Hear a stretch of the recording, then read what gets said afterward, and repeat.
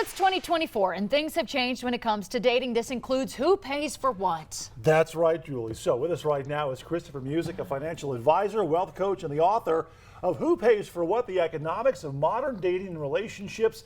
The guy knows what he's talking about. So let's go ahead and talk right now. Your book's coming out soon. So tell us now, as we dive into this, more about your background and why you wrote this book. Well, I've been a financial advisor for over 30 years, and I've counseled thousands of families on money and investments and taxes and debt and all those things. Yeah. The number one problem is that people really don't have basic agreements about money. Okay, and of course, the top three things that people fight about are the intimacy and the children and the money. Okay. So I can handle the money. That's my lane as an economist. Right. Okay.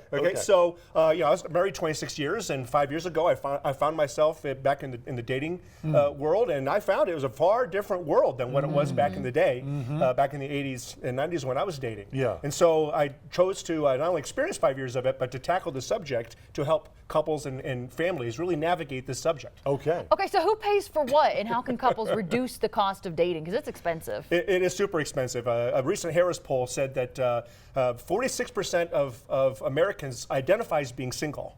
61% of them believe that that dating is an unaffordable luxury. And 49% they believe that they can never even afford a relationship, which is wild. So in my book, I have 101 ways to date without breaking the bank. Simple things like taking walks or coffee or maybe going out for ice cream. Things like that, rather than going out on expensive dinners, which tends to be the standard. Has dating gone down because of the price right now of dating? Oh yeah, there's no doubt about it. I mean, a couple, cocktails and appetizers at a restaurant in town here is over $100. Right. For two people, and most people can't afford that. So how do you approach the topic of money on a date? Well, that's a touchy subject. Okay. And of course, we got to deal with the bill. Bill. The bill. Yeah. And this creates all kinds of emotional reactions in people. And Julie, you ever seen this before? I have. Oh, you have? Okay. Yeah. Okay, that's called a check.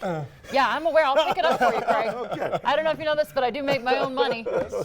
Of course, and that you do. Yeah. We're now in more of an egalitarian culture, and we now have to have a conversation where both parties really start to contribute evenly to the dating and the relationship part of it, especially on your common expenses.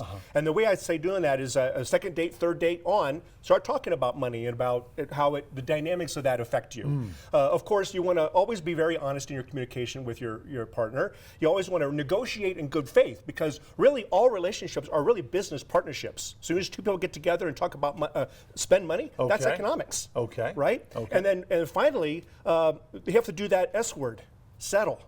And compromise. Which of course, I know, people don't like that, but that's really what makes these relationships work. And at the end of the day, if you can negotiate something where you're together in dealing with the money and neither party feels taken advantage of, then you've really accomplished something. Okay. So who pays for what? That's what I want to know. Well, you could do it this way. Let's say one person makes $100,000 a year, another person makes 50. Okay. Then you just take a pro rata contribution to common expenses. One pays 2/3, one pays 1/3, and you just keep It's track. an equal percentage for each partner based upon their income. I think that's one of the most reasonable ways. There's a million ways you can do it, but that's one of the more common ways that's being done these days. Okay. Okay. Now you know, Good Craig. information, news you can use. How can people get the book? Well, go to my website, ChristopherMusic.com. Okay. There it is right there. Who pays for what? Coming soon. Again, news you can use. And who, between men and women, who has more of a problem with this topic? Well, they both do in their own ways. Oh, come on. Okay. No, Come it's on. true. Wait, I'm not who's- hedging. Come what's on. the I'm not man's hedging. problem? What's the woman's problem? Yeah. Well, the man's problem is he's expected culturally to pay for all the Societal dates. expectations. Societal expectations. Of course, traditional. I'm a traditional guy. Sure. And women are used to culturally being taken care of, being provided for, Sure. and of course being taken out on dates. Okay. Yes. Okay. So that they have a problem with more how much the man is spending on them as a tool of understanding or believing what the worth is of that relationship. Okay. Well, there you go. Societal expectations. I think so. I think that's what Now we're you doing know, right yeah. now. Thank you so much. Thank for you being very here. much.